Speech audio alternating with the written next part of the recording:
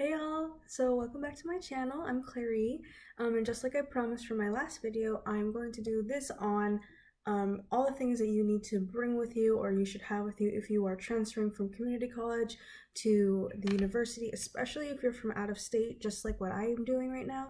Um, just a little bit about myself if you don't already know and you haven't watched any of my other videos.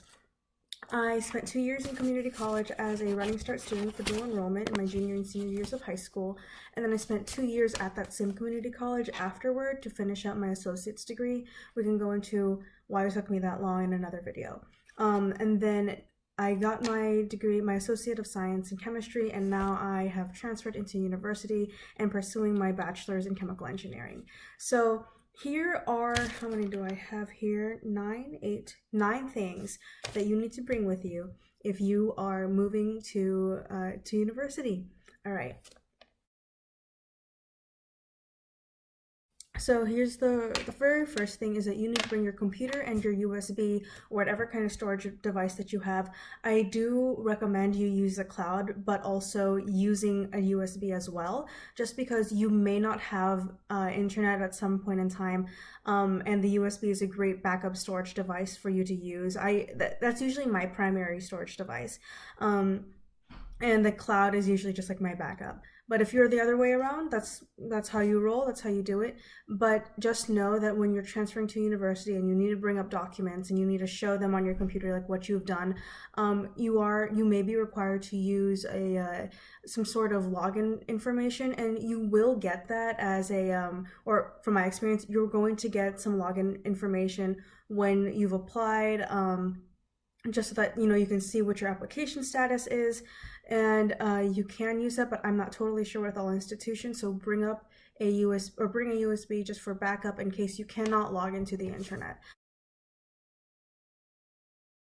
Second thing, you need to bring your transcripts. So especially if you're out of state and you have a different term system, like from quarters to semesters or whatever you have, you need to bring your transcripts in order to show what you've done and how completely you've done it. So in a semester system, let's say with organic chemistry, you take OChem 1 and then OChem 2. And then that's a whole year. But where I was from, when we took quarters, it's OChem 1, OChem 2, and OChem 3, which are the three different, altogether, that's a year. Back at my community college, we had up to Calc 4. Most universities have up to Calc 3, but the university that I go to now has up to Calc 4. And I put that upon myself to finish all of calculus, to finish all of, everything, so that when I transfer to a university, and I know for chemical engineering, I don't need to take all of organic chemistry, but I did complete all of that because one, I was pre-med, but two, I didn't want to have administration tell me that I couldn't actually press on, or I couldn't actually go forward with my degree in the timeline that I wanted to, because it says that I haven't completed everything that they want to. So when I show that I've completed everything in the full sequence, even if it was more than enough, then I what do I say? I minimize my risk of not being able to move forward in the timeline that I want to. The third thing that I want to say is all of your syllabi. I don't even care if it was for that stupid 101 class that you had. You need to bring all of your syllabi. This is because you may not know, or even though in your system, like, this is what I've done, in another person's or another institution's system, they may cover different topics at a different time. So even if, like, the entire timeline, they cover all 18 topics of biology, the same way that your community college had done, they may cover topics 6, 7, 8, 9, 10 in the first term, while you do that in the second term. Do you know what I mean? So you need to bring all of your syllabi so that you can show exactly what you have learned or what you were supposed to learn in that class, in that term, and so that the heads of certain departments can determine whether or not you are fit to skip a certain class or move on to something else because you've already completed a degree, or because you've already completed the sequence.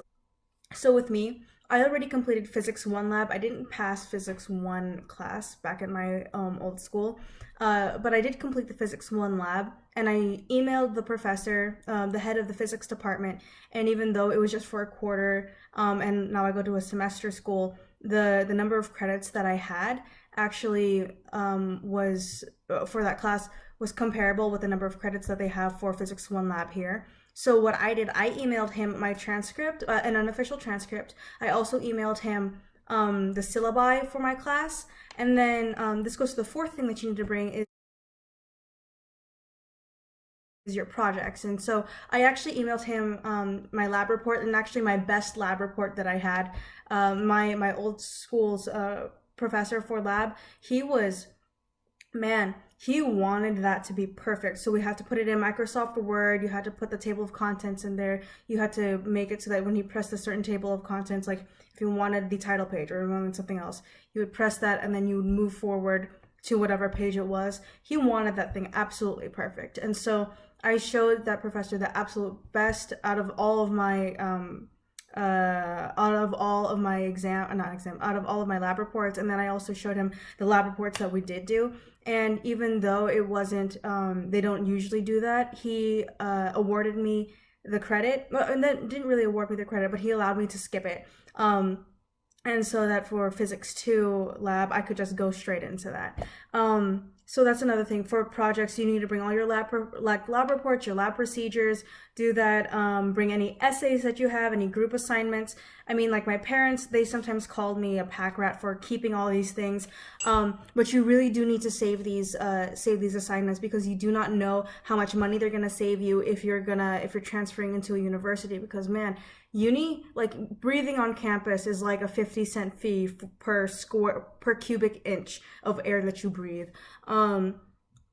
And so just, you need to save everything. The good thing about things nowadays is that you can save it onto a USB. Everything's a PDF or a Word document or whatever. You need to bring that, you need to bring all of your information so that you can best equip yourself to not have to retake the classes, because you know how frustrating it is having to retake a class. So with these first four things, this is really more like you're preparing for a debate and you're going to make the winning argument. You need to be prepared, over prepared. There's no such thing as over preparation, but you need to be absolutely prepared to make your statement that I don't need to retake these classes. Here are the things that I've done. Here are the classes that I've taken. Here are the topics that I covered in each class. Here are the assignments to prove that I know what I'm doing. Here are my test scores to do this stuff. So that you don't ever, so that when it comes time for the administration to look over everything, first of all, they see that you've done your work. Secondly, they won't have to go digging around and go back and forth to see whether or not your credits will transfer. Okay, now for the next 5, 6, 7, 8, 9. For the next 5 things, this is more gonna be like practical moving in stuff. This isn't gonna, it might sound like I'm talking about school supplies, but I'm really not wanting to talk about school supplies right now. So the 5th thing that you need to bring with you are, or 5th things, it's stationery. So like tape, scissors, permanent markers, and staplers. Like these are the 4 essentials to me under this number 5 thing. You'll find them very useful when you're moving in, because let's say you've got packages with you and sometimes it's really hard to open. Scissors are going to be a good thing. I mean, go invest in the nice scissors, like the nice big ones. If you're like me, who likes to be really cheap with everything, you need to step out of that bubble just a little bit. Get some good scissors. With tape, just get some masking tape or duct tape. Get both, actually. You're going to need them. Permanent markers and staplers, like I get the cheap stuff, man. You can get Sharpies because they're nice, but like if you just go to the dollar store, get some permanent markers, like no one's gonna care that it's it's Sharpie or like a dollar store brand. Just get something that's gonna actually mark something permanently. Number 6, toilet paper. Goes without saying at all. And if you're a girl, get some, pads, tampons, panty liners, all those things. With toilet paper, if you're traveling out of state, if you're traveling anywhere really, bring a roll or 2 with you. You don't know if you're, like, you get to your dorm or you get to the place that you're living at, and you need to go to the bathroom right away, like just bring that with you. Also, if you're traveling and you have a rumbly tummy, just bring it with you. You never know when you're gonna need it. Number 7, you need to bring resealable bags. Like you can get Ziploc. I'm usually cheap. I get the, you know, great value brand of stuff. Just get something that can protect your materials from, you know, just from water damage. It's also great. It's also great for organizing everything. Like when I went over the plane, and I guess you're only allowed to bring 7 batteries with you. So 7 batteries meaning like a phone, calculator, computer. I think go check with airlines. I'm not a travel agent, but what I did was put all of my electronics in one Ziploc bag so that I could just seal it up, and even though I needed to separate them out, I sealed them up and then I just opened it out, and so that going through TSA could be really quick and easy for me. Let's see, what else? Oh yeah, for like pads and toilet paper, put those into the resealable bags, because you don't want those to get wet, and you know, like, you're not gonna be able to use them. All right, number 8, bring plenty of socks, underwear, and long sleeves. So socks and underwear go without saying. Bring them with you like all the time, everywhere. I also made the mistake of not bringing enough warm clothing. I moved to the South, and I thought the South would be warm 24/7, 365, 366 in this year, actually. But it's not. It actually gets as cold as back home, which I think is stupid. So, bring warm clothing with you. You never know when you're gonna need it. You just need to be prepared. And the 9th thing, I said I wasn't going over school supplies, but you need to bring your calculators. Never leave without your calculators.